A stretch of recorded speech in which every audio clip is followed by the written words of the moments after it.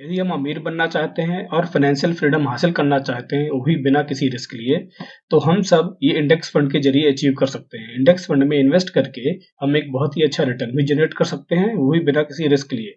आज हम index fund के बारे में कुछ बेसिक सवालों का जवाब जानने का प्रयास करेंगे, जैसे इंडेक्स फंड क्या है, इंडेक्स फंड में रिस्क और रिटर्न क्या होता है, इंडेक्स फंड का एक्सपेंस रेशियो क्या होता है, इंडेक्स फंड में कैसे निवेश करें, और अंत में मैं आप लोगों को कुछ बेस्ट इंडेक्स फंड भी बताऊंगा। तो चलिए शुरू करते हैं। हम जब कोई स्टॉक मार्केट की न्यूज देखते हैं और सुनते हैं कि आज मार्केट 1% ऊपर गया या 1% नीचे गया, तब एक्चुअली में हम स्टॉक मार्केट के इंडेक्स की बात कर रहे होते हैं। इंडिया में दो इंपॉर्टेंट स्टॉक एक्सचेंजेस हैं, BSE Bombay stock exchange, NSE national stock exchange. BSE के इंडेक्स को हम सेंसेक्स कहते हैं और एनएसई के इंडेक्स को हम निफ्टी कहते हैं।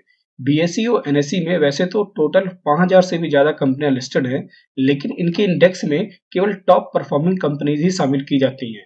बीएसई के इंडेक्स सेंसेक्स में टोटल 30 टॉप परफॉर्मिंग कंपनी शामिल है और एनएसई के इंडेक्स निफ्टी में टोटल 50 टॉप परफॉर्मिंग कंपनी शामिल है।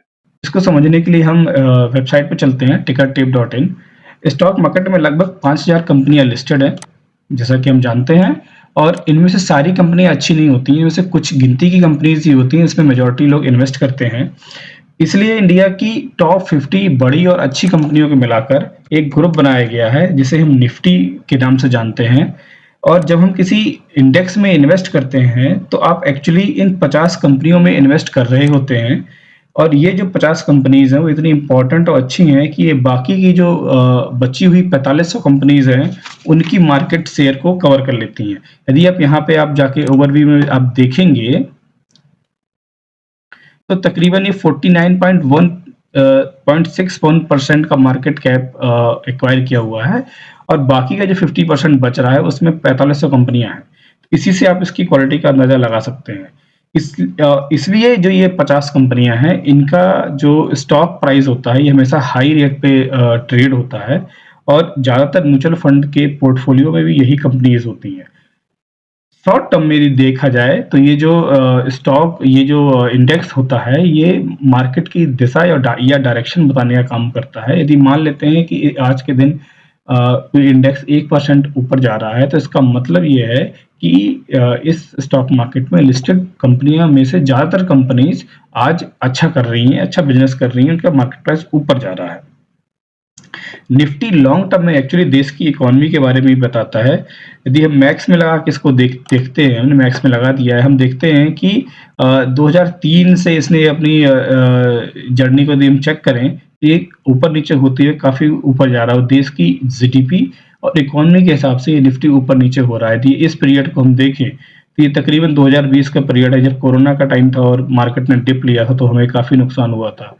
यदि इस पीरियड को देखें, ये पीरियड देखें 2008-9 का था, ये काफी रिसेशन का पीरियड था, जब बिल्कुल रिसेशन मार्केट में आ गया था, तो ये डाउन हुआ था। तो ये एक्चुअली देश की इकोनॉमी को दिखाने का एक माध्यम है। म्यूचुअल फंड दो तरह के होते हैं, active mutual fund and passive mutual fund. Active mutual fund में आते हैं large cap fund, multi cap fund, mid cap fund, hybrid fund, small cap fund. ये सारे म्यूचुअल फंड एक्टिव फंड होते हैं। इनका एक फंड मैनेजर होता है जो कि इस फंड को मैनेज करता है। दूसरा होता है इंडेक्स फंड। ये पैसिव फंड होते हैं, इनमें कोई फंड मैनेजर नहीं होता। इस तरह के फंड को मैनेज करने के लिए कोई टीम नहीं होती। अभी तक हमने इंडेक्स के बारे में जाना, अब हम ये समझते हैं कि इंडेक्स फंड क्या होता है। जैसा कि हम जानते हैं कि हर इंडेक्स में कुछ कंपनीज होती हैं और उनका अपना एक वेटेज भी होता है। जैसे रिलायंस का वेटेज 12.94 है, एचडीएफसी का वेटेज 8.55 है, इन्फोसिस का वेटेज 7.73 एंड सो ऑन।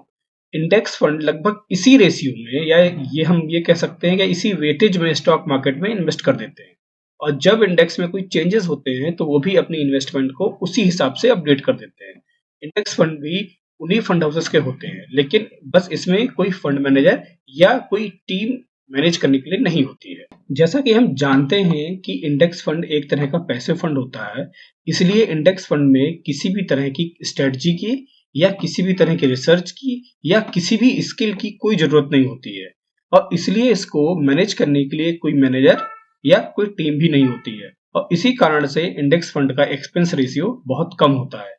मैंने एक्सपेंस रेशियो पर एक वीडियो ऑलरेडी बनाया हुआ है, आप उसको जरूर देखें, लिंक डिस्क्रिप्शन में आपको मिल जाएगी। इंडेक्स फंड में एक बहुत महत्वपूर्ण पॉइंट होता है, वो है ट्रैकिंग एरर। ये बहुत महत्वपूर्ण पॉइंट है। हम ये जानते हैं कि इंडेक्स फंड इंडेक्स में लिस्टेड कंपनीज में सेम रेशियो या उसी वेटेज में इन्वेस्ट करते हैं, लेकिन इंडेक्स को हर समय सेम रेशियो या उसी वेटेज में कॉपी या मिमिक कर पाना संभव नहीं होता है, क्योंकि इसमें बहुत तेजी से चेंजेस होते हैं। आज भी चेंजेस हर शाम को होते हैं, कल सुबह भी चेंजेस हो सकते हैं।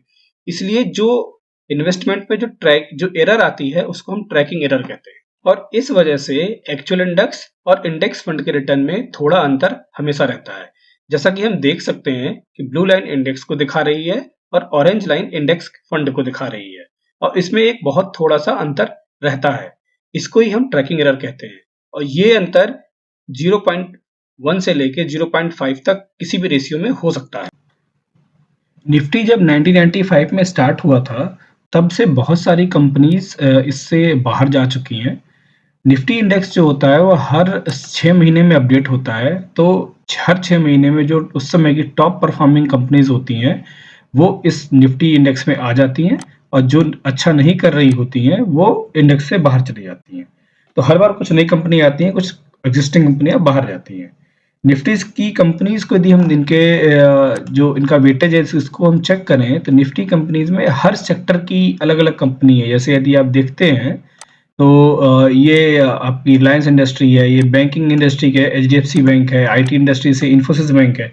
तो यदि आप किसी इंडेक्स में इन्वेस्ट करते हैं तो आप पहले दिन से ही बहुत ज़्यादा डाइवर्सिफाइड होते हैं, और मार्केट कितना भी ऊपर या नीचे जाता है इससे आपको बहुत ज़्यादा फर्क नहीं पड़ता है, क्योंकि आप पहले से ही इतने डाइवर्सिफाइड है। यदि मार्केट ऊपर नीचे हो भी रहा है तो आपको फर्क नहीं पड़ेगा, और चूंकि आपने इंडेक्स में इन्वेस्ट किया हुआ है तो आप हमेशा बेस्ट कंपनीज में ही इन्वेस्ट रहेंगे।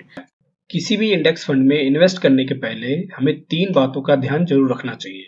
पहला, ट्रैकिंग एरर का रेशियो कम से कम होना चाहिए, यानी कम से कम ट्रैकिंग एरर होनी चाहिए उस फंड में। दूसरा, एक्सपेंस रेशियो कम से कम होना चाहिए। तीसरा, एग्जिट लोड बहुत कम या नहीं होना चाहिए। जैसे कि हम इस म्यूचुअल फंड में देख सकते हैं कि इंडेक्स फंड में एग्जिट लोड 0 है, एक्सपेंस रेशियो लगभग 0.21 है, और ट्रैकिंग एरर 0.06 है, जो कि बहुत कम है। अब अंत में हम डिस्कस करते हैं best mutual fund for the long term. पहला जो इस कैटेगरी में फंड आता है वो है UTI Nifty 50 index fund direct plan growth. इसका एक्सपेंस रेशियो 0.21 है, एग्जिट लोड 0 है, ट्रैकिंग एरर भी बहुत कम 0.10 है, और ये फंड आपके लॉन्ग टर्म के लिए बहुत ही अच्छा है। दूसरा फंड जो आता है वो है Nippon India index fund S and P BSE Sensex plan. इसका भी एक्सपेंस रेशियो बहुत कम 0.15 और एग्जिट लोड 0.25 और ट्रैकिंग एरर 0.10 है। ये भी आपकी लॉन्ग टर्म के लिए बहुत ही अच्छा है। तीसरा जो इस कैटेगरी में फंड आता है वह है ICICI prudential Nifty 50 index fund direct plan growth.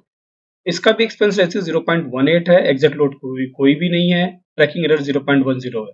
ये 3 जो इंडेक्स फंड हैं ये आप बहुत ही लॉन्ग टर्म के लिए बहुत ही अच्छे हैं, और यदि इनमें आप एक लंबे टाइम के लिए यानी 3 से 5 साल के लिए, 4 साल के लिए पैसा इन्वेस्ट करते हैं तो आपको बहुत ही अच्छी ग्रोथ देखने को मिलेगी। कम से कम आप 15% टू 16% का जो इंडेक्स ग्रोथ देख सकते हैं अपने फंड पर। यदि आपने इंडेक्स में 2003 में 1000 रुपीज़ 1000 रुपये इन्वेस्ट किए होते, और तकरीबन 17-18 सालों के लिए इन्वेस्ट करके छोड़ दिए होते, तो आज 2022 में देखा जाए तो उसकी वैल्यू तकरीबन 16,600 के 500 के आसपास है।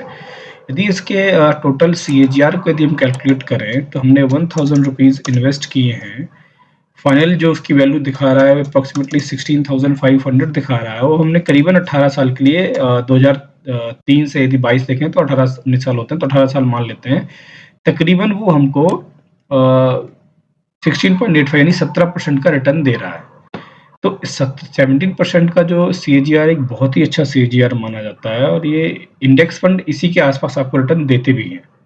यदि हम अब एक एग्जांपल के थ्रू इसको समझने का प्रयास करें कि हमारे पास 10 लाख रुपए हैं और उसको हम इन्वेस्ट करना चाहते हैं किसी इंडेक्स फंड में, और वो इन्वेस्टमेंट हमारा रिटायरमेंट के हिसाब से यानी 20 साल बाद का इन्वेस्टमेंट हम करना करना चाहते हैं, तो हम लमसम कैलकुलेटर पे चलते हैं और हमारे पास 10 लाख रुपए है, उसको हम इन्वेस्ट कर देते हैं।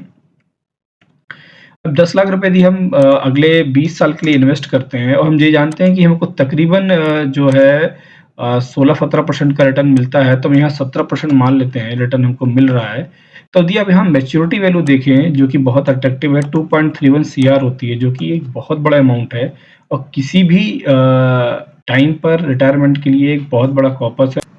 वीडियो को अंत तक देखने के लिए आपका बहुत बहुत धन्यवाद। वीडियो अच्छा लगा हो तो इसको लाइक और शेयर करें और चैनल को सब्सक्राइब करें। Thank you.